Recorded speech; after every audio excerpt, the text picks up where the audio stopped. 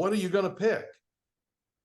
That's what life's all about. And what you've done today is you've helped an enormous amount of people just by telling your story, because they're going to connect with you and it's going to inspire and motivate them to do things they've been putting off.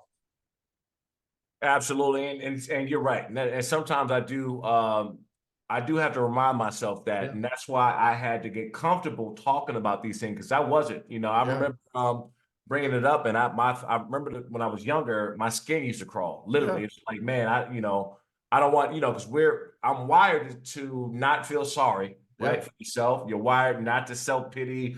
Oh, poor me, you're wired to not be that way. But I had to think of it different and say, if I don't talk about these things, people just gonna see that dude on Sundays making tackles and thinking I just got there easy. Right.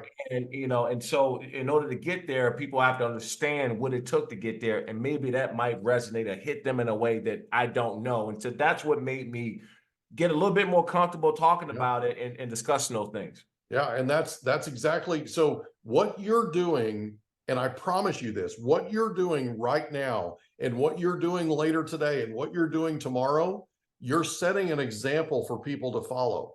That's the greatest part of servant leadership you can possibly bring to this world. Absolutely.